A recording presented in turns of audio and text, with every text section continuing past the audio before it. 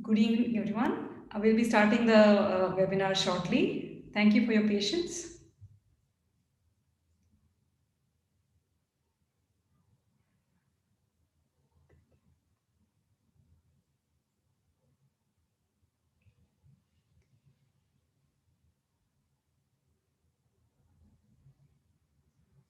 We've started admitting people into the session. We'll be starting it shortly. You can also catch us live on YouTube.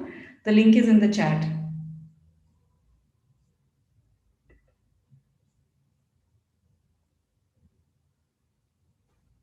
Can you hear me? Hi, yes, sir. Okay, I logged into the mobile, but my laptop, it is still saying the host will log you in. Okay, it's at least I'm in And the. what name are you? See, it is not Soumya, can asking you for. It is admit, not. sir? It never asks for the name. Okay. It is only asking for the password. PEERRI. No, sir. Your login ID name. Upendra Tripathi. I think he logged in from Yeah. Upendra Tripathi. Sir, I think that is not logged See, in. I think you have to enter that first. It never asks for that, But right now I'm in the speakers thing, right? We'll keep it at that because I can get out and try again. Let me see. Okay. Yes, sir. Just log out and log in again. I'll try in the laptop because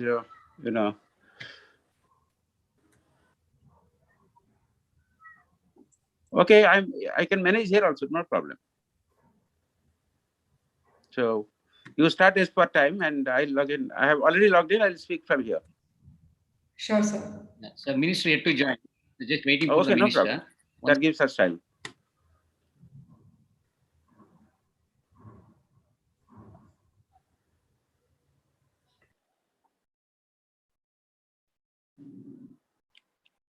Ramesh, how many minutes you will be giving me?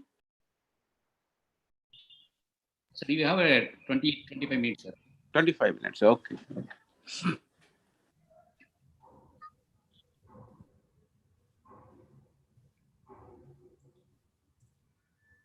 So do you have any presentation to share?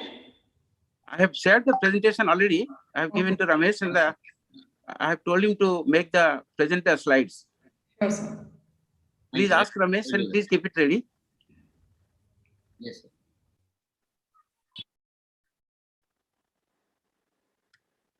Ramesh, have you given the slides?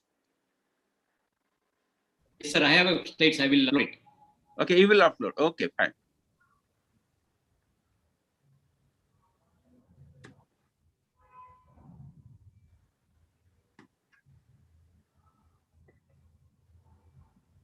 So it is only asking for the meeting passcode. It is not asking for name at all.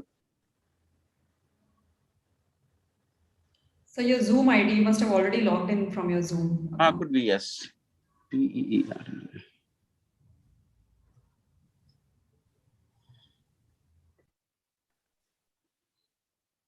So it'll ask you, should I get out of the join with video? Yeah, see, if again it is asking in my laptop, it is asking for the link. It is asking for host will let you in soon. Have you found something? Hold on, sir. Yeah. Yeah, just wait for they'll let in. Yeah, thank you. But should I get out of the mobile? Hold on, sir. Yeah, yeah, wait.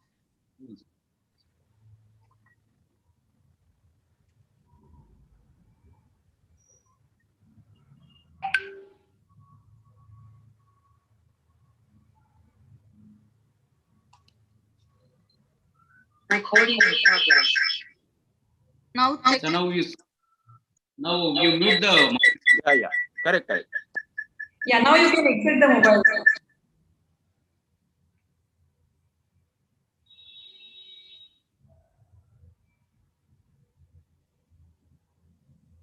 Good evening, everyone. We'll be starting shortly. We are waiting for the minister, sir, to join in.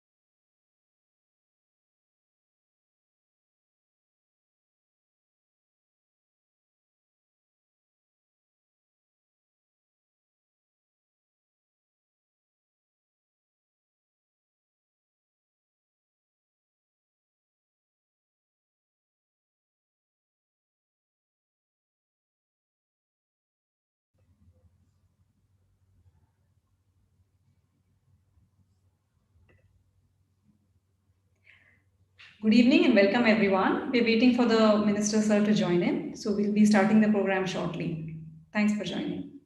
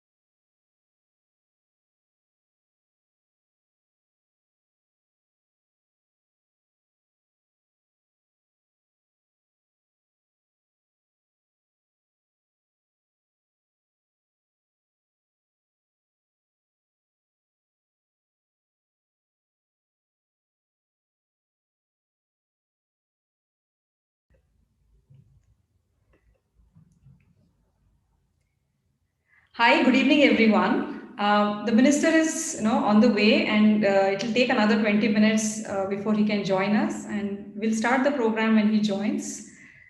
But in the meanwhile, we just, introduce yourself. I see a lot of people introducing yourselves on the chat window. Please continue that, and thank you for joining.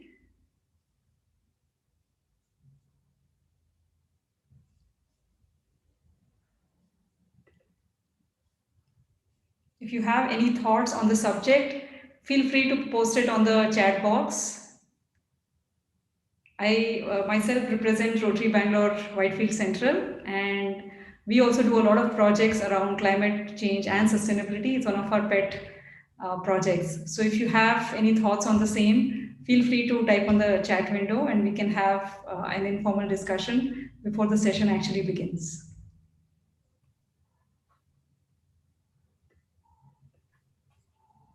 Well, why don't you actually tell something about the various Rotary people who have participated? It will be a good idea for them to speak about their, Rotary parts, like Rotary District 3190, Rotary Club of Bangalore. Many people will not be knowing about so much, how the Rotary is divided in Bangalore. So could somebody talk about Rotary?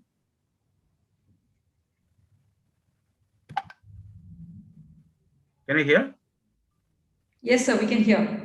So why don't you request? Rotary Bangalore is, Rotary District 3190 is basically the Bangalore district, which includes not only the Bangalore urban, Bangalore rural, as well as parts of Tumkur, Kolar, Chittoor district in Andhra Pradesh, and a few areas on the outskirts.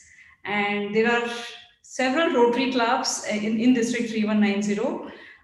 In Rotary, we also have the young champions, which form the Rotrack clubs. So even the Rotrack Club of Rotrack District of 3190 is also participating in today's webinar. And we have several partner clubs who are participating. I will just read out about them. It's Rotary Club of Bangalore Green Park, which is also the host club for Ramesh sir. Rotary Club of Bangalore Whitefield Central. Like I said, it's my host club. I stay in Whitefield. Rotary Club of Bangalore Abilities. Rotary Club of Bangalore Basveshwar Nagar. Rotary Club of Bangalore Rajaji Nagar. Rotary Club of Bangalore OSS. Rotary Club of Bangalore Yelahanka. Rotary Club of Bangalore Vidyaranyapura. Rotary Club of Bangalore Jayanagar. Rotary Club of Abhigere. Rotrack Club of Green Park. So all of these are supporting clubs who have joined us to make this event happen. The host of today's session, the partners of today's session are Rotary District 3190, Rotract 3190, Pride Energy Environment Research Institute, PEERRI. I think that was the passcode. Karnataka Renewable Energy System Manufacturing Association, also known as CRESMA. Well, I had a small question. If you can help, I happen to be the pro chancellor of an institute called Kalinga Institute of Social Sciences, and they have a program called KG to PG. Essentially, they bring students from at the age of 5 from tribal districts, and what they do is they teach them up to post graduation, get them jobs and all that. As of now, this university has 30,000 tribal students in Bhubaneswar. In fact, many countries come and see that. Now, there must be Rotary in Odisha also. Can Rotary help them to, make it stronger in terms of sponsoring or helping them, financially or otherwise? Absolutely, sir. There are all across the world, and we'll be happy to connect you to the Rotary clubs in Bhubaneswar. Oh, that will be fine. They have also similar structure in Odisha, right? A main Rotary and then different types of clubs, right? Yes, sir. Yes, sir. Oh, that is fantastic. And in Karnataka, do you have any activity where you help either special children or children as such? Yes, sir. Several Rotary clubs do. So we have several dignitaries from Rotary who have joined us today. Would anyone like to talk about their projects under this category? For children, yeah, for children and or special children.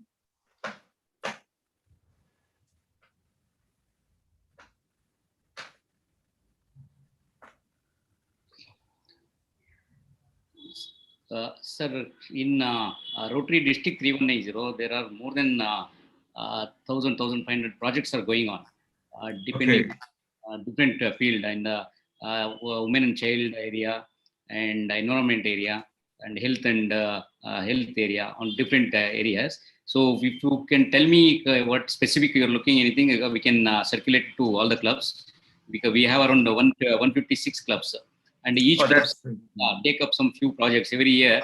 okay. Depending on the president, they take up a few projects and they focus on those areas. And Oh, there are that's projects which district itself designates some of the projects has to be done by all the clubs. So those activity plus addition to that, the corresponding club also pick up some projects. So if you okay. give us a detail, I can circulate and I can come back to you. So any of clubs who are doing anything related to that. So something like COVID relief, a lot of clubs came forward suddenly. That was an emergency requirement. There are many clubs started working on providing oxygen concentrator and some people foods distribution and some people providing all medicines and other things. And some Rotary also started a few hospitals and isolation centers and supported existing hospitals and this PHCs, primary health centers, for empowering them and providing some of the facility which is not there. And for emergency, what anything is required for medicines and equipments is required, like a BP meter, oxygen oximeters, so all sort of things, sanitizers. So these sort of things we keep providing to the hospitals depending on the need. So these are sudden come up projects, and some of the things are planned projects are there.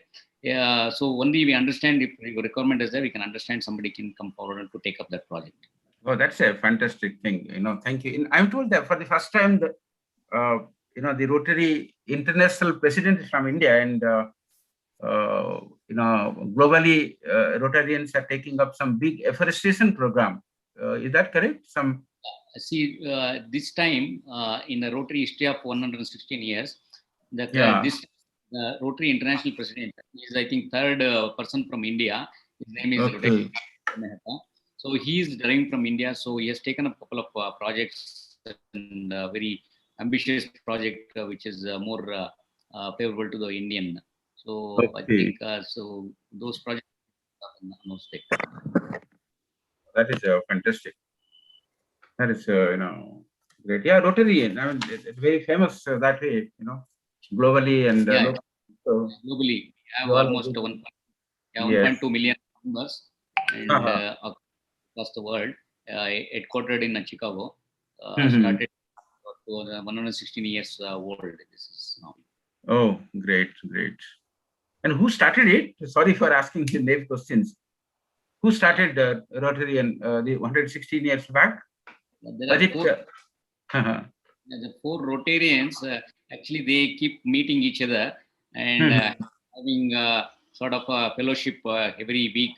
And those four people taken initiative to start this in a small way in Chicago.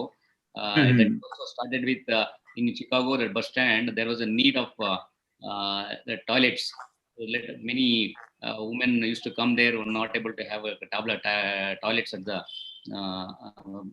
main bus stop. So they have thought of actually creating one toilet. That is how actually service activity started and now grown up to this level. Oh, that's great. Great.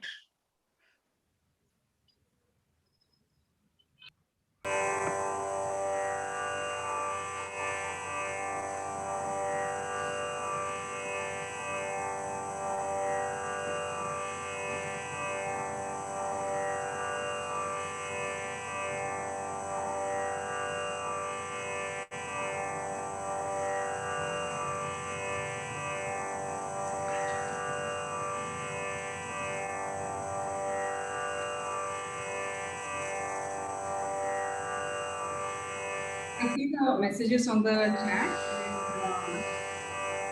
And, we will unmute and people will be able to talk to you. We just have a song by Sri Akshita.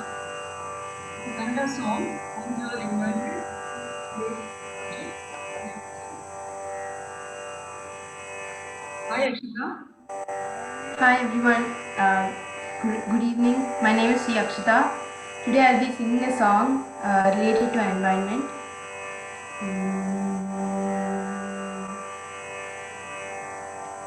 ಮಸಣದಲ್ಲಿ ಗಿಡವ ನೆಡು, ಬೆಳೆದು ಹಣ್ಣು ನೀಡುವುದು, ಎಲ್ಲ ಮಣ್ಣಿನಲ್ಲಿ ಹುಣ್ಣು ಇದೆ ತಿಳಿದುಕೋ.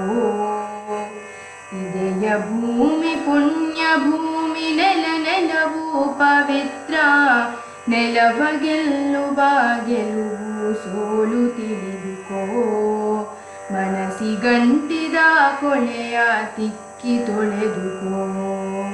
ಮಸಣದಲ್ಲಿ ಗಿಡವ ನೆಡು, ಬೆಳೆದು ಹಣ್ಣು ನೀಡುವುದು, ಎಲ್ಲ ಮಣ್ಣಿನಲ್ಲಿ ಹುಣ್ಣು ಇದೆ ತಿಳಿದುಕೋ. ಇದೆಯ ಭೂಮಿ ಪುಣ್ಯ ಭೂಮಿ, ನೆಲವು ಪವಿತ್ರ, ನೆಲವ ಗೆಲ್ಲು. I think 8 o'clock I have another meeting. So what is the latest?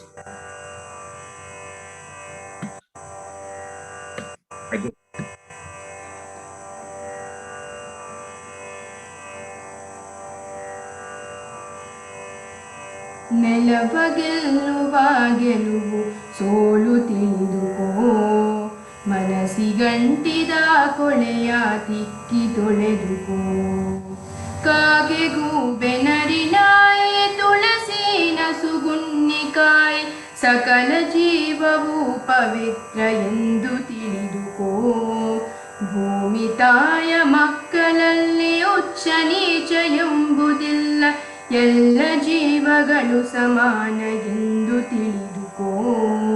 ಮನಸ್ಸಿಗಂಟಿದ ಕೊಳೆಯ ತಿಕ್ಕಿ ತೊಳೆದುಕೋ. ಹಸುವು ಪುಣ್ಯ ಕೋಟಿಯೇ, ಹೊಳೆಯು ಪುಣ್ಯ ಕೋಟಿಯೇ, ಹಾವು ಹಳ್ಳಿನ ಬಿಡುಗಳು ಚಂದ ತಿಳಿದುಕೋ. ಅಂದ ಚಂದ ಎಂಬುದಿಲ್ಲ, ಎಲ್ಲ ಮನದ ಭ್ರಾಂತಿಯೇ, ಎದೆಯೊಳಗೆ ಸಮಚಿತ್ತದ ದೀಪ ಬೆಳಗಿಕೋ. ಮನಸ್ಸಿಗಂಟಿದ ಕೊಳೆಯ ತಿಕ್ಕಿ ತೊಳೆದುಕೋ. ಮನಸ್ಸಿಗಂಟಿದ ಕೊಳೆಯ ತಿಕ್ಕಿ ತೊಳೆದುಕೋ. ದೇಹದ ಅಂಗಾಂಗಗಳು ಉಚ್ಚ ನೀಚ ಎನ್ನುವೆಯಲ್ಲ, ಎಡಗೈ ಬಡಗೈಗಳನ್ನು ಶುದ್ಧವಿಟ್ಟುಕೋ.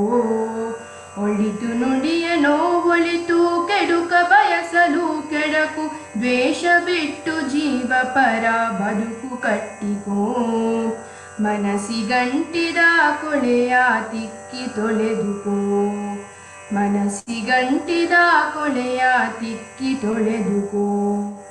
ಮನಸ್ಸಿಗಂಟಿದ ಕೊಳೆಯ ತಿಕ್ಕಿ ತೊಳೆದುಕೋ. Thank you. Thank you, Akshita.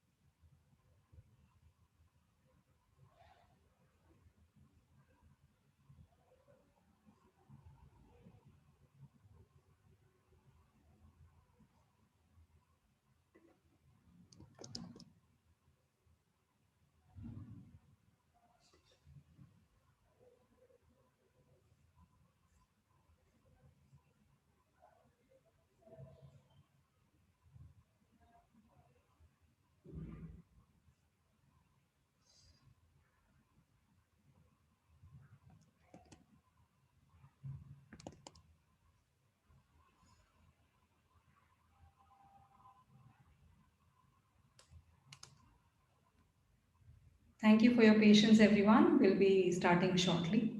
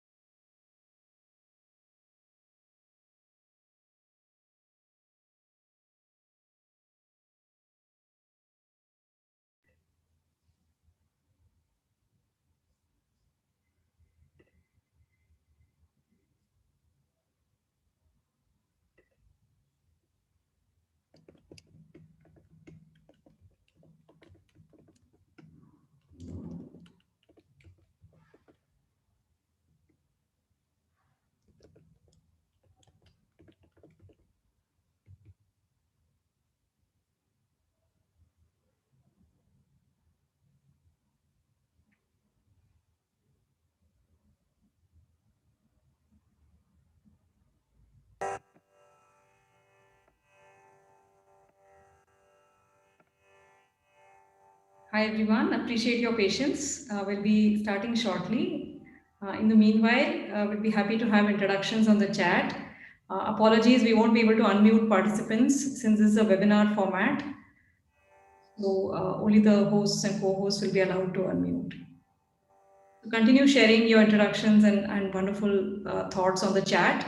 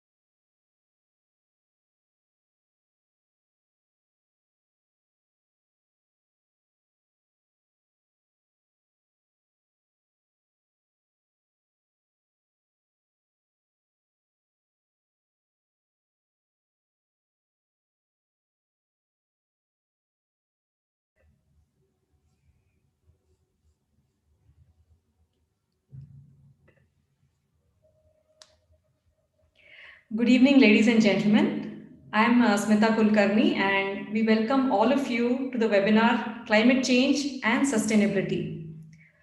We don't want to protect the environment. We want to create a world where environment does not need protection. We're going to have insightful conversations today with our esteemed guests. Welcome to Honorable Union Minister of State, New and Renewable Energy, Chemical and Fertilizers, Shri Bhagwant Kuba sir. He will be joining us on his mobile phone. Welcome Shri Upendra Tripathi, retired IAS, founding Director General of International Solar Alliance, former Secretary to Minister of New Renewable Energy. Welcome, sir. Good evening. Thank you. Welcome to Shri Ramesh Shivanna, who's Chairman, Pride Energy Environment Research Resource Institute, President of Karnataka Renewable Systems Manufacturing Association, and the District Director of Environment for Rotary 3190. Welcome, Ramesh, sir. We welcome all our partners today, the hosts, Pride Energy Environment Research Institute, PEERRI, Karnataka Renewable Energy System Manufacturing Association, also known as CRESMA, Rotary 3190, Rotrack 3190. We also would like to welcome all our supporting clubs tonight, Rotary Club of Bangalore Green Park, Rotary Club of Bangalore Whitefield Central, Rotary Club of Bangalore Abilities, Rotary Club of Bangalore Basveshwar Nagar, Rotary Club of Bangalore Rajaji Nagar, Rotary Club of Bangalore Oasis, Rotary Club of Bangalore Yelahanka, Rotary Club of Bangalore Vidyaranyapura, Rotary Club of Bangalore Jayanagar, Rotary Club of Abhigere, and Rotrack Club of Green Park. A warm good evening to all of you. Welcome to all the participants who have joined here. We promise you an engaging conversation on the burning issue today, which is climate change, and what can we do about it. Let us begin, as always, by seeking the blessings of Vignaharta, Lord Ganesha. We have an invocation by Sri Akshita. She's a 13-year-old environmental activist, student of Freedom International from HSR Layout, Bangalore. Hi, Akshita. The stage is all yours. My name is Yakshita. I'll be singing a Ganesha Kriti.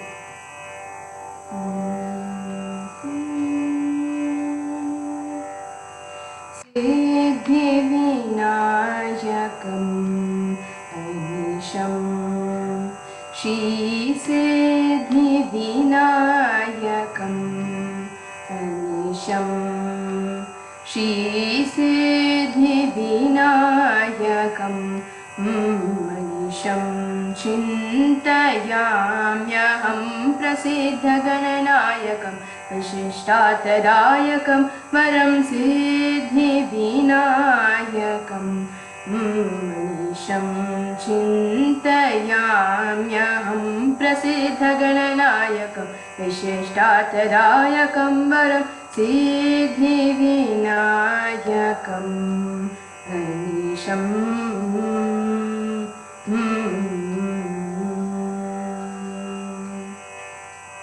Siddhayaksha Kinnaradi Sevitam Akhila Jagat Prasiddhayaksha Kinnaradi Sevitam Akhila Jagat Prasiddhayaksha Kinnaradi Sevitam Akhila Jagat Prasiddha Moola Pankajamadhyastam Modakastam Siddhi-vinayakam Manisham Chintayamyaham Prasiddhagananayakam Vishishtatadayakam Varam Siddhi-vinayakam Anisham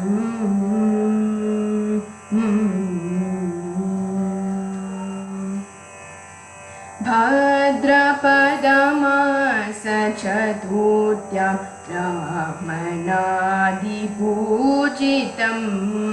भाद्रपदमासचतुर्थ्यां ब्राह्मणादिपूजितं पाशाङ्कुशधरं छत्रचामरपरिवीजितं रौद्रभावरहितं दासजनहृदयविराजितं रोहिणेय नूजाचितं इहनाभजितं रोहिणेय नूजाचितं इहनाभजितं मद्विराजसुतात्मजम् अनन्तगुरुगुहाग्रजं भद्रप्रदपदाम्बुजं भासमानचतुर्भुजं सिद्धिविनायकं मनीषं चिन्तयाम्यहं प्रसिद्धगणनायकं विशिष्टार्थदायकं वरं सिद्धिविनायकम् अनिशम्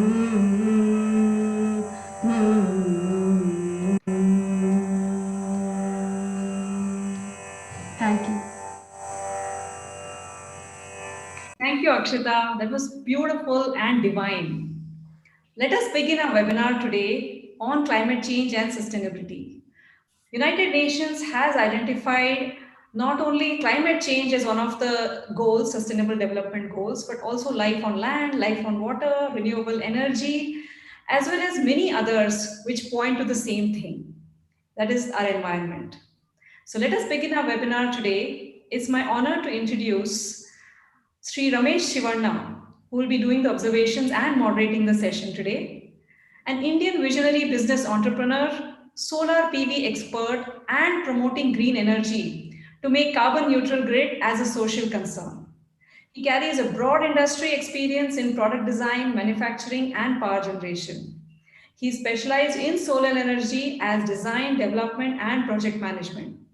He has developed multiple solar parks for power generation, and Ramesh identifies investments for green energy space and has also worked with many private equity funds on advisory capacity.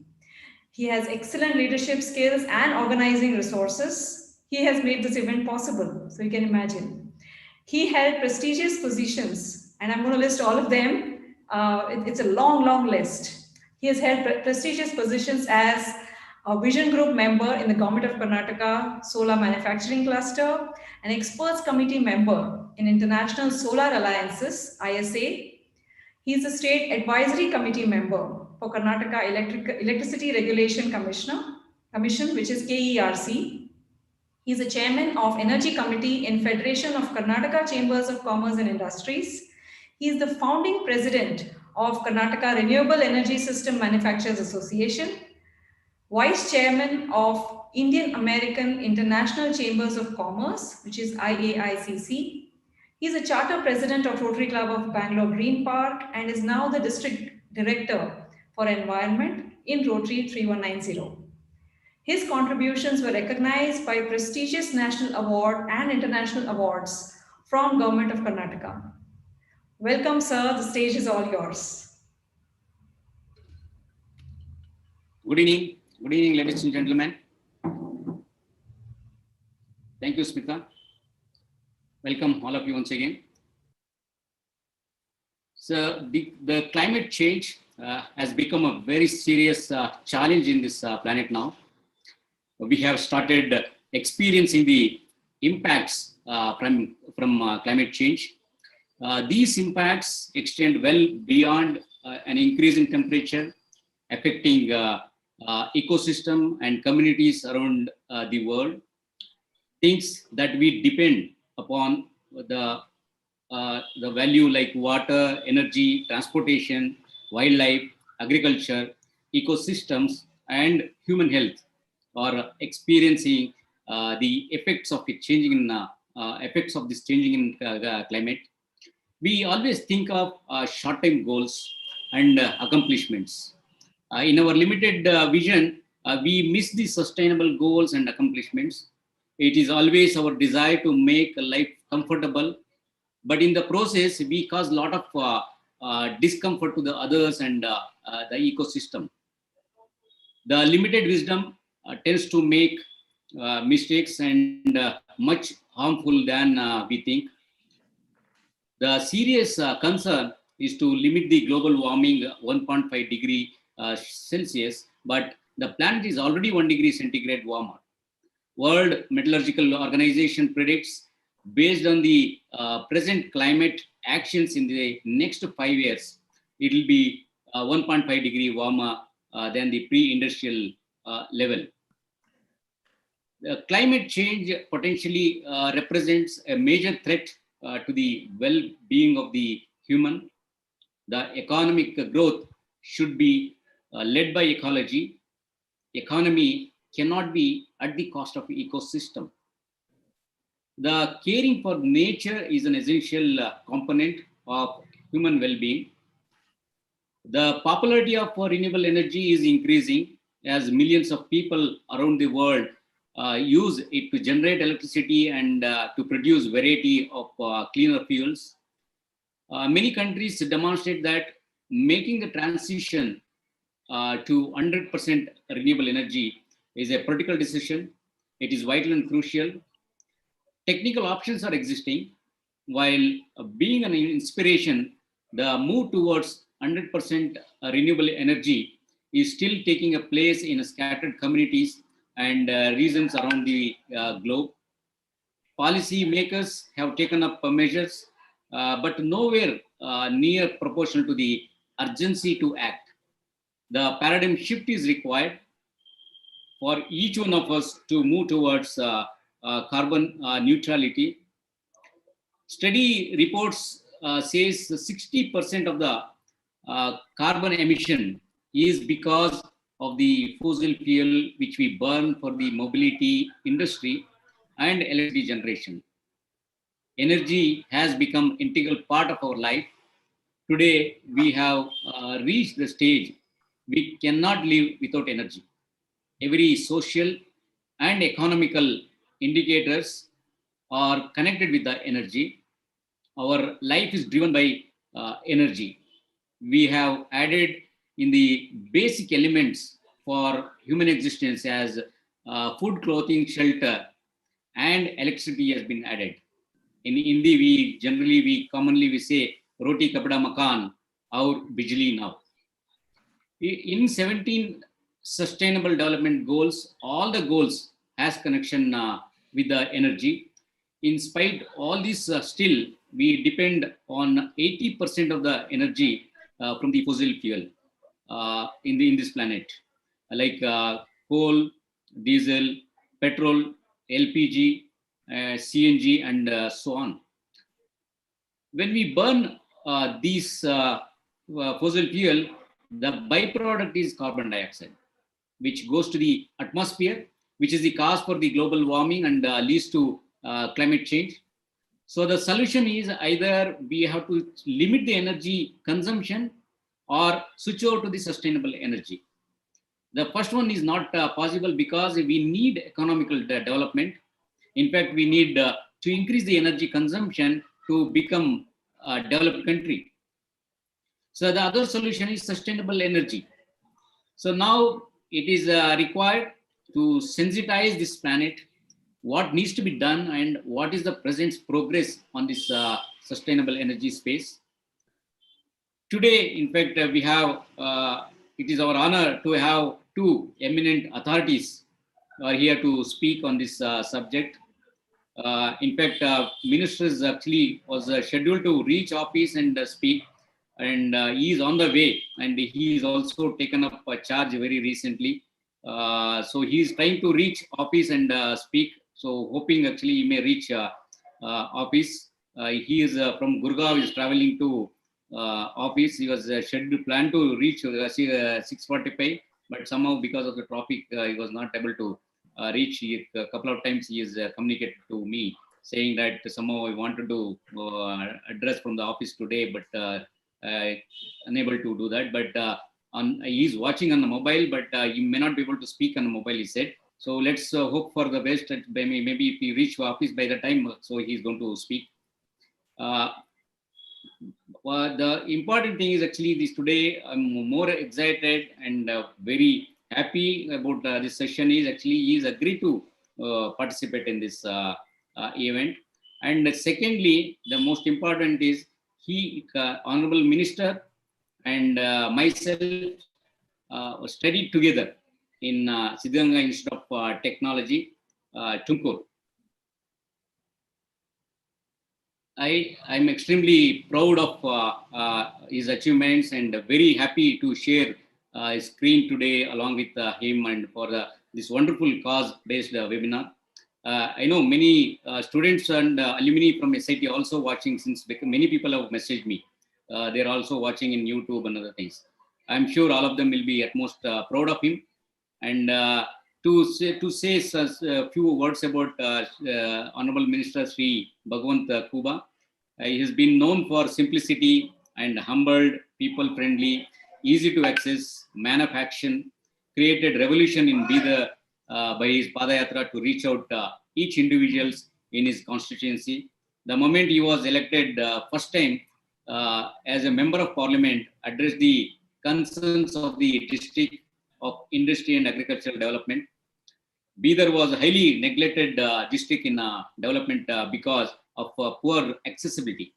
Industry development and farmers were suffering in the district for so many years. The credit goes to him for creating a national highways to get good connectivity, and then railway connections to many places like Bangalore, Mumbai, Machilipatna, Tirupati. He also created passport service center in Bidar, which was not there for quite some time. Everybody was looking for that. And farmers' sustainability was one of the major concern always for him. He was instrumental in successfully implementing the Prime Minister scheme, Fasal Bima Yojana, crop insurance schemes to safeguard the farmers. He ensured to reach out every farmer in the district, and Prime Minister personally recognized for his work on implementing this scheme in the Man Ki Baat. His dedication to the people of India has been recognized by Honorable Prime Minister and handpicked to Union Minister of State today. So I definitely welcome today Sri Bhagwant Kuba. And secondly, we have with us an authority, personality from the renewable energy, Sri Upendra Tripathi, IAS retired. He is from the Karnataka cadre, IAS cadre, a global climate and energy expert, founding Director General of International Solar Alliance, a man who established the International Solar Alliance from scratch to 21st century world-class organization with 88 signatory countries and over 40 global partners. Former Secretary to the Government of India, the Ministry of New and Renewable Energy, under the guidance of Sri Piyush Goyal and Honorable Prime Minister Sri Narendra Modi, he made exceptional contribution towards formulating policies that welcomed unprecedented interest from investors to support the Prime Minister goal of 175 gigawatt in India. As far Karnataka is concerned, the idea of powered up solar park, one of the largest park in the world of about 12,000 acres, was initiated and conceived in his period. So I wish to mention Sri Upendra Tripathi was also handpicked immediately after his retirement to head the initiative of International Solar Alliance by Honorable Prime Minister Sri Narendra Modi, which was his dream project. So I welcome you, sir. So with this, I would request Sri Upendra Tripathi to take over. Thank you, Ramesh. It's a pleasure to participate. In fact, before Honorable Minister joined in, we were taking the reactions from the participants, and the amount of love and affection Rotarians have showed towards climate change is a great thing.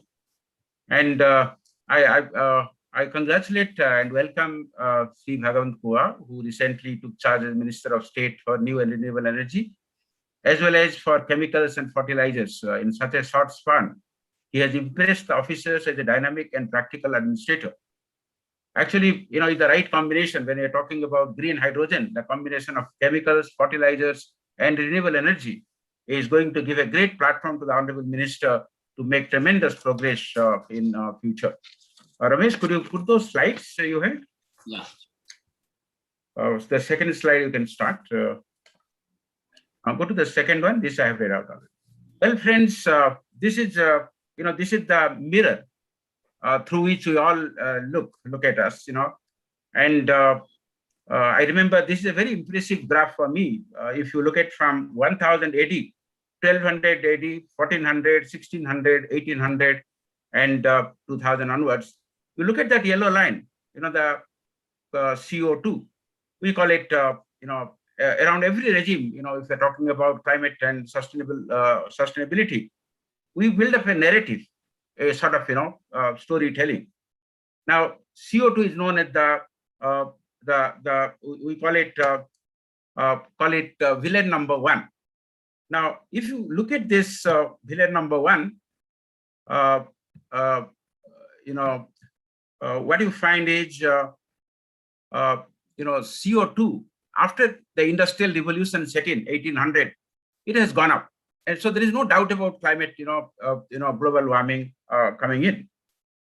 But this is not a complete picture, because there are several villains in this game of global warming, and CO2 is only one, and it is responsible for 55% of the global warming. There are 45%, which are not addressed in this graph, and so that we will come. That is methane, NOx. Could you go to the second slide? Yeah, Ramesh, the second slide. In the second slide, if global warming takes place, the amount of methane that will come out of the oceans will be around 50 billion tons. As you know, the entire potential, hardly 440 billion tons are left over. So 50 billion will come out of this. And in the next slide, if you look at that, how much of other potential, 1500 billion tons of carbon in subsea hydrates, they're in the solid form, they will also come out. Now, if the global warming takes place and the ocean temperature goes up, the polars melt, the Himalayan also melts, the sea level goes up, and there is a methane chain reaction that sets in. All this CO2 and methane and nitrous oxide and sulfur dioxide will come up, and there is no way we can actually have any sort of climate policy or a program or project, because the earth will be a place on fire. Today we are on fire. In fact, we say that we're in the middle of a fire. In the next slide, I'm going to show you how the concentration of ice in the Arctic or the sea ice extent. If you look continuously, it is going down, which means the area of ice is becoming less and less, and the density is becoming, in the sense the thickness is becoming less and less. This is only indicative that there is no doubt about that the greenhouse gases in the atmosphere are going up. There are solid proof that the ice coverage is coming down. In the next slide, I was talking about several villains. In the next slide, it will give you the next slide. You can put them. Yeah. So I told villain number one is, of course, CO2. 64% of the global warming comes out of this. Now, the second villain is methane. But we don't, in the narrative, we don't talk much about methane, although it is much worse than carbon dioxide. So the point is, a sustainable climate policy should talk about all villains, not only one, the carbon dioxide. It's the important one, the most important villain, but methane is equally bad, much worse than CO2. Similarly, we have nitrous oxide, we have chlorofluorocarbons, we have sulfur oxides. Now, in our present climate policy, only we are too much focused on CO2, which is only responsible for 64%, but the rest of the villains are not there. So we have to talk in policy regime about all the villains so that we can address the problems that we have to address. The next slide will come in, and in the next slide, I'm only talking about the human sources of fluorinated gas, the air conditioners. We had the first generation of chlorofluorocarbons, then we got hydrofluorocarbons, and of late, and these are much more harmful than CO2. And the number of ACs that we are going to use in coming generation are going to be billions and billions more globally. That is why recently there is an amendment, 4 years back, called Kigali Amendment. And Kigali Amendment brought in that we should make the fuels of the refrigerants that we use more climate friendly. And I'm happy to say that many companies are trying in that direction. And individually, all of us can also make sure that we use highly energy efficient air conditioners. And then, of course, there is demand for cooling from agriculture sector. In India, the farming sector, in terms of storage of food grains or storage of products, agricultural products, as well as saving food waste or agricultural waste, we need a whole cold chain across the country. And this gives employment opportunities to millions of people. And this also gives opportunity for investments. And when you talk about climate policy, we are also talking about environment, we are talking about employment, we are talking about investment and economy, because in the sustainable part, it is not this or that. Both have to go together, economic progress as well as sustainability.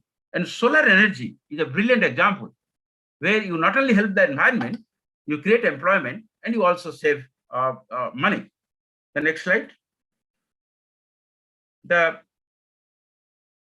This slide, this thing actually I referred. Currently, if you look across the world, how many percentage of households equipped with air conditioners in selected countries, you find Japan the highest, United States second highest, Korea third highest, Saudi Arabia fourth, China fifth.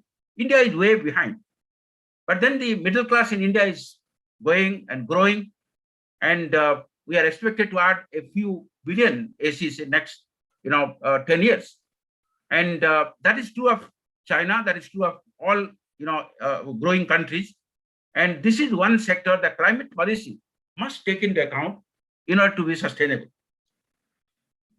So the next slide gives a graphic presentation. Actually, this is the mirror. This is the mirror of the narrative that I was talking.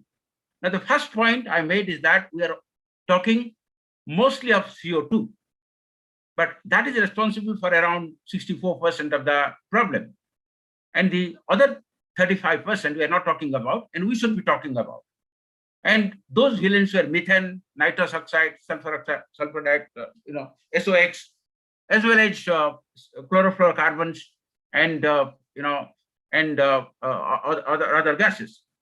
Now, this picture tells us how do we orient today. Today, in fact, I was the Secretary in the Ministry of New and Renewable Energy, and it is a very powerful ministry because, in '83, when it was created, it was one of the oldest ministries in the world to be created for renewable energy. And it not only helps environment, billions of dollars of investment have come in, millions of employment have been created. It has become a hub of activity. The Ministry of New and Renewable Energy, it has given rise to powerful ideas. Reinvest is a big idea. International Solar Alliance is a big idea. Association of State Roads, State Renewable Energy Agencies, areas is another powerful organization. So in this sector, if you look at this, energy, and we're talking about the various villains in sector-wise, energy is, of course, one. We are all focusing on that now. But the point I'm trying to make is that we have a sustainable climate policy, either in India or globally, has to address not only energy generation, it has to address the energy used in industry. It has to address, it has to address the transport sector, the electric vehicles that we are talking about. It has to address energy used in commercial and residential buildings. It has to address energy in agriculture use, because only purely putting up solar farms or solar parks, unless we take it to transport, to building sector to address cooling, is not going to be a very sustainable climate policy. It has to address the so-called, so-called metaphorically, what I said, villains. But here I'm going to tell the sector-wise. I call it villain number one is, of course, energy sector. World over, we have either coal or natural gas that comes in. They have helped a lot. The world has progressed a lot. But during industrial revolution, it has been a phase. We have created an energy sector, which today we call it villain number one. But there is a villain number two also. If you look at the way, the climate, global warming is unfolding, endangering the entire mankind, agriculture, forestry, and land use. If these are improper, then we are adding a lot more global warming issues. For example, we have to manage livestock and manure, which is responsible for 6% of the problem. Agricultural soils, management of soil is critical, 4.1%. Rice cultivation, a lot of methane comes in. Deforestation, 2.2% is responsible. Crop plant. So the point is, along with energy generation, whether we solarize or we go to wind or we go to green hydrogen, which I'll be touching, we have to focus on agricultural, forestry, and land use sector. Otherwise, the problem we are not addressing totally, and our policy is not going to be sustainable. And today's important thing is how we make the global climate policy sustainable. And there is a villain number three, which in fact mostly we ignore, we don't talk about, and that is called waste sector. We have landfills all over the globe, and we get 1.9% of global warming gases from landfills. We get 1.3% from wastewater, and we never talk about these things. No policies are addressing that. So a sustainable climate policy, global policy, has to address waste issue also. And of course, villain number four, we call the industry, the cement, the chemicals. Now, when I say villain, I'm telling a very metaphorical sense. It's not villain, they're heroes, because they have been responsible for progress, for creating employment, for seeing that we move from different stage to another stage where people now living standards went up. But so far as global warming is considered, we have to put in money to make the technology environment friendly. And that way, this particular slide is called the Bible of the climate experts.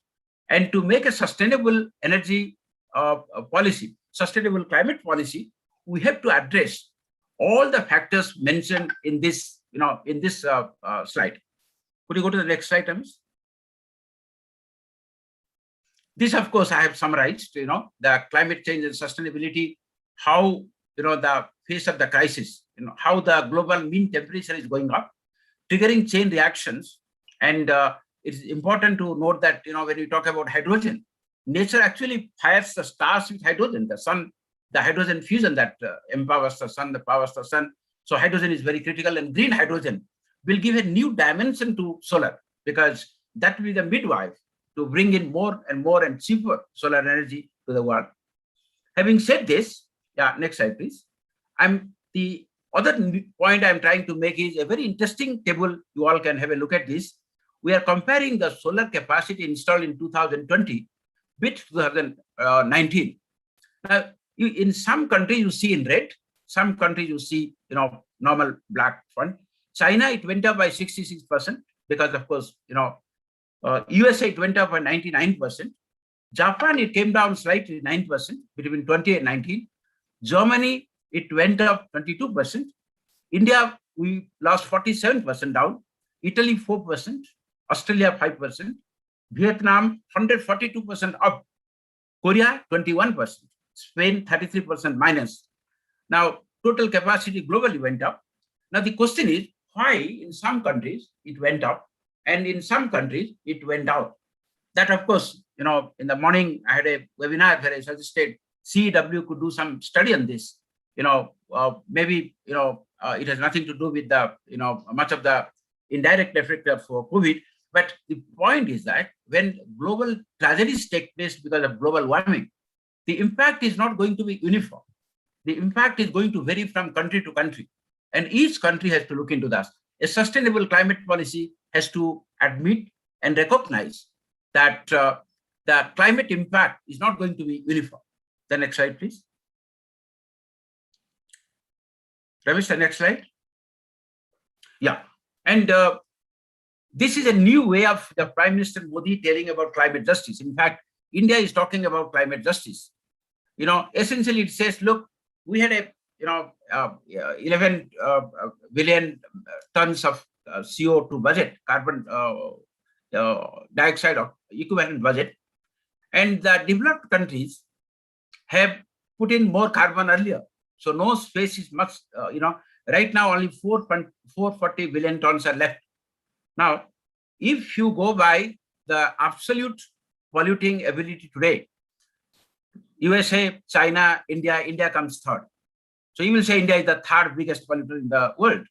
But if you go to per capita, you see the India's position is coming down from third to 10th, which means the per capita, global warming emission by an Indian is less than that of Indonesia, less than that of Brazil, less than that of China, Japan, Germany, Iran, Russia, USA, Canada. So this is a new point that India, in fact, in last G7, India made a statement saying that, let all countries come down to the global average. And global average is around 6.5 metric tons per person.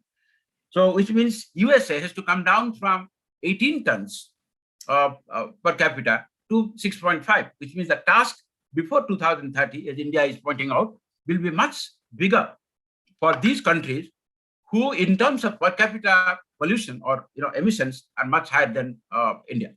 So essentially, I made 3 points. A sustainable climate policy has to talk about not only carbon dioxide, it has to talk about other villains.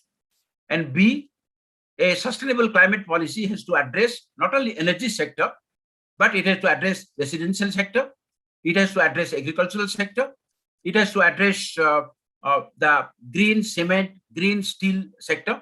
And without this, actually, 10 years down the line, we may not be able to export cement and steel unless we change our technology into areas where the emissions level comes down.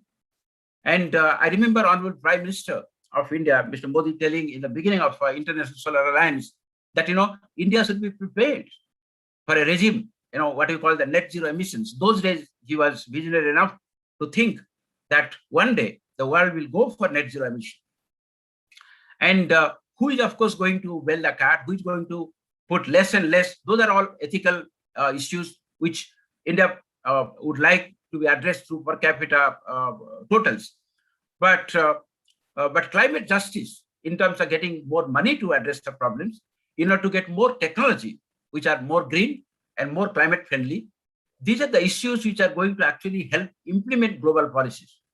And I'm sure that these points about addressing the picture as a whole, addressing and involving and making inclusive the other sectors, looking at climate justice also as to who is going to finance the transition is critically important.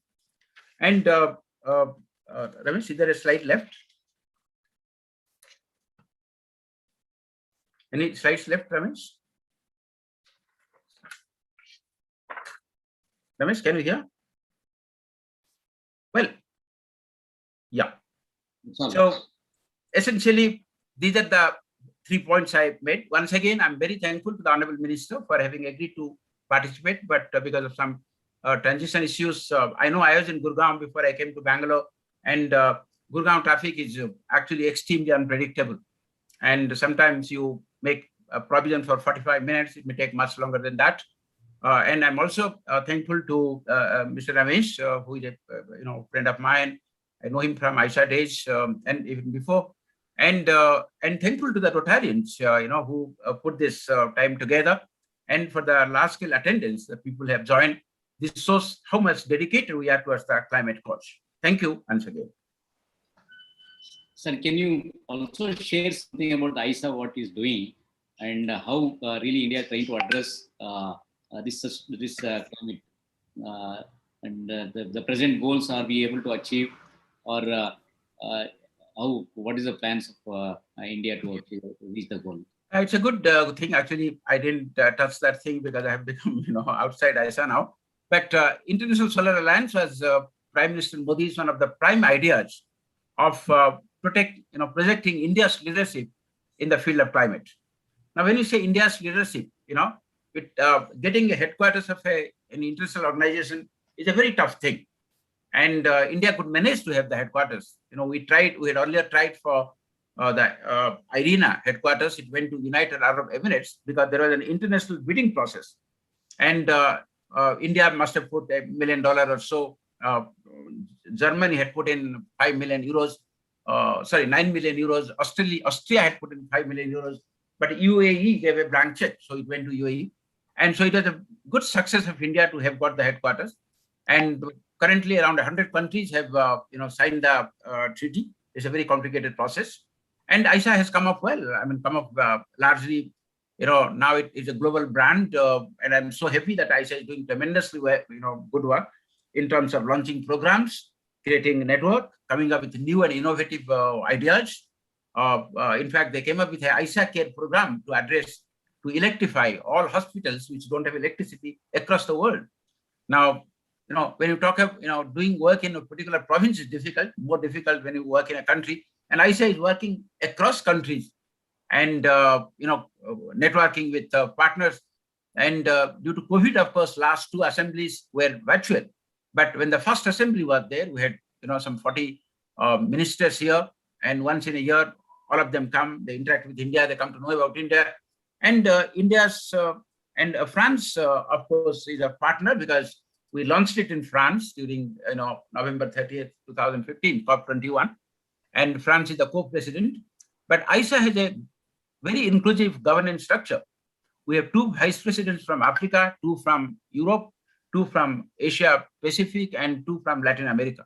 So if you find, it has been the only global body in India, and I proudly say that, it is the only office in India which can fly the flags of 194 countries one day. And the foundation stone is and when, was laid by Honorable Prime Minister. But when real construction starts, they will be getting soil from all the countries, all the UN member countries. And this is the only building in India which will have the soil from all the countries. Thank you. Thank you, sir. Thank you, sir, for the presentation. It was deeply insightful, knowing about all the villains, the climate justice, and for once, happy to not top the charts. So most of the places, even in greenhouse emissions, India is way behind, and we are happy to be way behind. So I'm going to take a few questions that have come up in the chat box as well as our YouTube live. This session is being streamed live on YouTube, and there are a few questions on there as well. So the first question is from Vivek. My name is Vivek, and my question is, how can the solar plants contribute to the electric mobility so that the stress on the grid is reduced or has no impact? Is there any work being done in this space to address both the emission as well as to reduce the grid issues?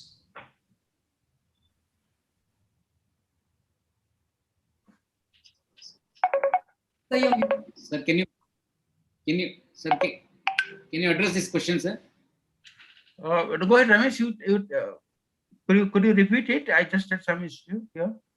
Yeah. So how can solar plants contribute to the electric mobility so that the stress on the grid is reduced or has very little impact? Well, this is something like this. If anyone is lives in any place beside the national highways, you have seen petrol bunks where petrol and diesel are being given. Imagine petrol and diesel are not there. So that particular petrol bunk has become a bank of batteries. Batteries, and the different vehicles come to that battery bank, and already charged batteries are stored there in thousands. Within minutes, the old batteries, exhausted batteries, are taken out of the vehicle, and new batteries are put in, and we call it the battery economy. Now, these batteries will be charged from solar. So the nearest villages, they can charge, they can like LPG cylinders, it can be, distributed. So they come, they collect, they store. So every diesel, petrol bunk becomes a battery bank, and you have millions of EVs, electric vehicles, those who will run in those charged batteries. So, I mean, until and unless you get hydrogen or fusion, energy temperature, EV is going to dominate. EV is going to dominate not only Indian industry, but the global industry, because not because it is going to be, of course, it's going to be environment friendly, because, but it is going to be cheaper with scale, with volume going up. The prices are going to come down, like that of, storage. From $250 an hour, kilowatt hour, it has come down to almost 100 and odd. And talk about the solar panels, the solar, megawatt cost. So with volume increasing, EVs, the battery cost, the storage cost will come down, and the storage cost is very critical to make actually solar energy universal. So the linkage between the, green hydrogen, if you call that also, and the solar and the battery and the EVs will be based across the highways, across all the petrol bunks being transferred to battery banks. So is there any work being done on that effect in any place in India? Well, you see, you have many charging points are coming up. In fact, many startups are in Bangalore, and even government-wise, Bangalore, they have started EV charging machines for two-wheelers and cars. And it is picking up. The number of, if you look at in Google also, the graph of how many EVs are coming up is going up. I mean, Ola has introduced some 200,000 electric, two-wheelers. Now so much of, arrive about that. So globally, we're moving towards EVs. Whether it will be hydrogen-based, electricity, or it will be battery-based electricity, but we are moving towards EVs. It's very encouraging to see. I like the vision of having petrol bunks full of recharging batteries instead. The next question is basically on a very generic question on global warming. The awareness creation at base level is very inadequate to enable avoidance of global warming. Well, I think that is very critical, and Mr. Ramesh mentioned in his address how critical is awareness generation. And I think in this, the young generation, the schools, the colleges, the youth, the Rotarians, for example, can really become a vehicle for, creation of awareness. And equally important is not only awareness, it is equally important the implementation of ideas that we have. We're talking about, Mr. Ramesh talked about consumption. Yes, the India's per capita consumption is low, and we cannot keep our emissions low because there is no consumption. The global average is 3 times that of average Indian electricity consumption. So the consumption has to go up. Industries have to consume more industries have to come up, but they have to come up in a sustainable way. And awareness, of course, the education system, the civil society, the government machineries have to, create more awareness. But I'm sure, even talking about plastics, the awareness is coming up. If you look at the way pollution control board function, the way newspaper coverage, the way that we're having webinars, that this itself is a proof that more and more awareness are coming in. Yes, absolutely. So the next question is on policies, which is the best way of energy sustainability is for the government to encourage and make it compulsory to have solar panels for residential and commercial buildings by providing subsidy. Any thoughts on this, sir? Well, Government of India had a target of 40 gigawatt of residential solar, but we haven't got that much. I think we've gotten 4 or 5 gigawatt. But yes, the costs are coming down, and the way new models are coming in. For example, the model Tesla is coming up with that, do it on your own. You don't have to call an electrician. You bring a packet, a package, you open it and fit it. It is like an almirah you make. So gradually efficiency is going up, and we are getting things cheaper. We are getting, more independent way of putting solar. So I'm sure things are going to go in countries like Australia and Germany and USA, where rooftop, is more doable. We have to, in India, it has been rather little difficult, but then we have tremendous potential. We're talking about thousands and thousands of schools, thousands and thousands of hospitals. The other day in Madhya Pradesh, near Indore, a Singapore plant put rooftop for a central police academy, and the cost was, after subsidy, 1 rupee 38 paisa per kilowatt hour. And this 1 rupee 38 paisa was constant for next 30 years.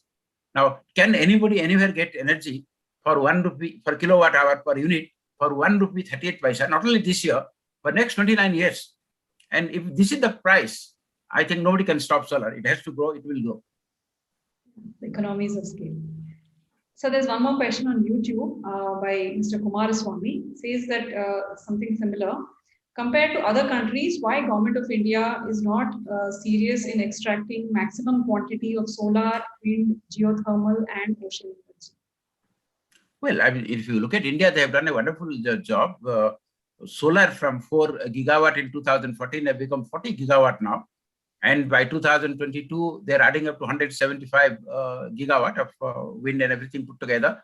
They've got a target of 150 gigawatt, by 2030. And they're meeting all their commitments, whatever they've given in the, to the global body, the UNFCCC. So we can do a lot more. I mean, we meaning you and me all put together, but we haven't done badly. We have done quite well. And the entire global, attention is on India, not only for its bold declaration of 175 gigawatt, but we have provinces to work: Rajasthan, Karnataka, Telangana, Andhra Pradesh, Madhya Pradesh. There are many leading states. They have done wonderful work in renewable energy, and they're still going on. That's very encouraging. So there are a lot of thoughts on about creating awareness and how, like you said, we should all do our bit, and many of us are not even aware of how we can contribute. So are there any top 2-3 areas which need to be addressed by sustainable economic policy that could make the biggest impact? There are several things you spoke about. Are there any 2-3 that you would like to pick? Well, as I told you, policy, 3 things I told. CO2 is fine, but we have to talk about other villains, the methane. In fact, it's the time we have a methane mission, to reduce methane. We have to think of cooling, how to make refrigerants global warming friendly. We have to look at the Arctic and the Himalayas, what is the interconnection. We have to do a cost-benefit analysis of global warming for India. How many cities will be drowned, how much crops we will lose, what are the, disasters that will come, and how we meet, what is the cost of those disasters.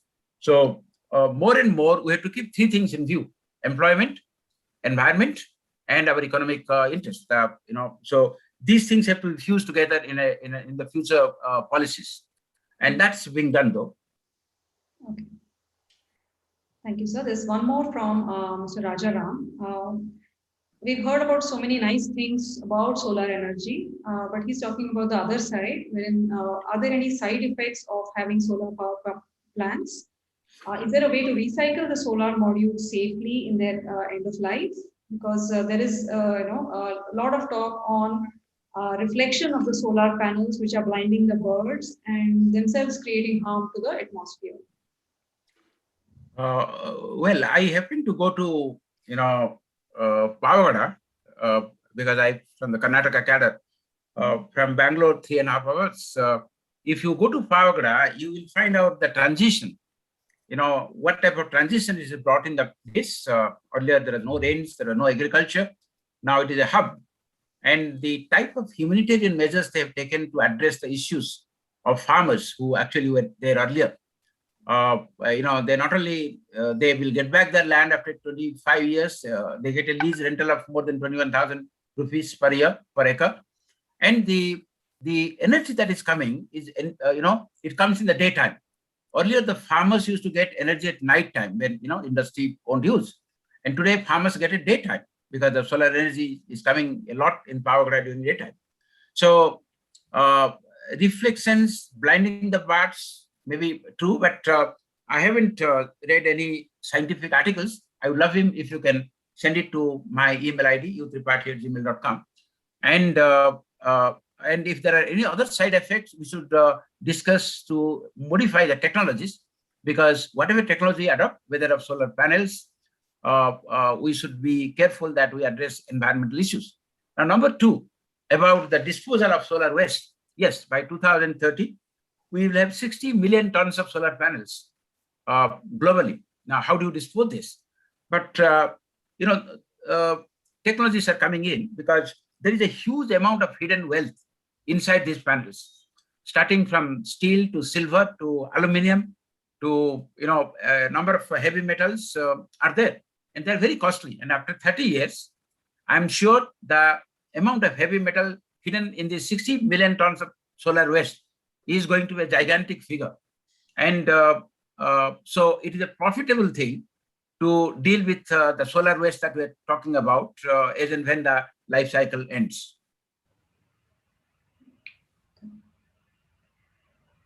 Thank you, sir. There's one more question saying, would DC appliances be the future if it can be connected with energy produced from biogas and solar with modern technology?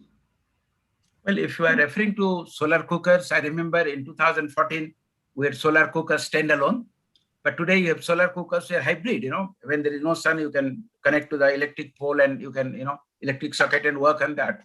So that type of hybridization is possible and can be done, but it depends what type of appliances that we're talking about. And we must address that way based, because in Madhya Pradesh, we have Sister Janak, who has 60 types of solar cookers and 24/7, she's able to store and cook and all that. So globally, yes, solar cookers haven't been that popular here, but there are many countries that is mass manufacturing. But you can have today everything. You can have solar batteries, solar torches. You can have, and you had a solar aeroplane went around the world. I can show you my solar watch, wristwatch. Everybody, everything that you want in solar is available today. And the idea is how to use it, how to take it further, and reduce prices further. So any breakthrough achieved in transporting solar power through global grids? Well, that is called grid integration. The only way you carry solar power, because solar is DC, you convert to AC and put it to the grid, and then you take it. But off late, if you talk about the green energy corridor of India, it has become a global innovation. They built a corridor across 7 states with a €1 billion money from KfW, the German agency, and if you look at the integration issues, the software is better, the scheduling is better now, the predictions are better, how much sun you are going to get tomorrow, because there is so much of database on the sun. So software, knowledge, smart technology, smart metering, a lot of new integrations are making things easier, much easier than it was earlier. Thank you, sir. There are no more questions on the chat box, but there's a lot of, admiration and kind words for you for having clarified a lot of things, having told a lot of things that the government is already doing. I think many of us were not even aware about some of the things and where we stand globally. So thank you so much. And there are a lot of nice words for you in the chat box. Please go through that. Thank you everyone for joining us today. We come to a close to our session. Like sir said, we cannot talk about climate change sitting in AC rooms. We cannot cut trees, make paper, and make a poster saying save trees. So that was a very interactive Q&A session. We move on to the next thing, which is the vote of thanks by Rotarian Rajaram Ramurthy.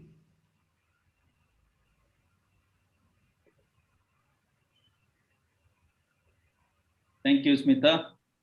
Thank you for giving me the opportunity to propose a vote of thanks today. I sincerely thank Sri Bhagwant Kuba, Minister of State for New and Renewable Energy, Chemicals and Fertilizers, Government of India. Thanks, sir, for agreeing to participate in the webinar amidst your busy schedule. We understand your preoccupations and the difficulties to speak to us today. We look forward to hearing your thoughts and plans from the Government of India in the next available opportunity.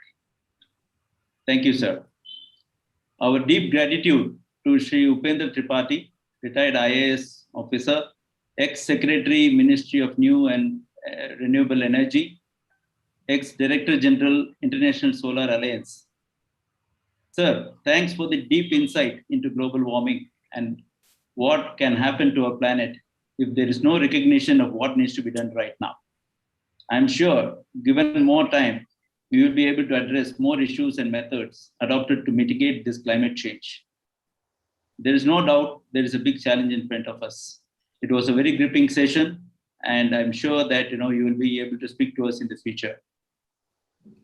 Thanks to Sri Ramesh Shivana, District Director, Environment of Rotary District 3190, President, Karnataka Renewable Energy Systems Manufacturer Association, and Chairman, Pride Energy Environment Resources Research Institute. Sir, thanks for your wonderful opening remarks and observations and setting the tone for the evening. Your involvement at the district level of Rotary 3190 will have a great impact on how Rotarians across the globe take note of their contributions towards the global warming and steps to be taken to reduce the warming. I thank all the participants who logged on to the Zoom platform and YouTube. We thank the organizers, Chronic Foundation, CRESMA, Rotary District 3190, Rotrack 3190, Pride Energy Environment Resources Research Institute, and the following participating clubs: Rotary Bangalore Green Park, Rotary Bangalore Whitefield Central, Rotary Bangalore Abilities, Rotary Bangalore Rajaji Nagar, Rotary Bangalore Oasis, Rotary Bangalore Yelahanka, Rotary Bangalore Vidyaranyapura, Rotary Bangalore Abigere, and Rotary Bangalore Basweshwar Nagar, and Rotary Bangalore Jayanagar. I thank Ms. Akshata for rendering a wonderful invocation for today's event. Our appreciations to Ms. Smita Kulkarni, Chairperson for Solid Waste Management Program, Rotary District 3190, for being today's MC. Thank you, ma'am. I'm confident that this event has been of interest to all the participants today and has sensitized each one of us towards global warming. Thank you and have a great evening. Thank you, sir. Thank you very much. Sir, thank you very much for participating, sir. Upendra, sir. Thank you. Thank you everyone for joining us. This event is being streamed live on YouTube. You can find the link in the chat box. Do share widely. Thank you so much for joining.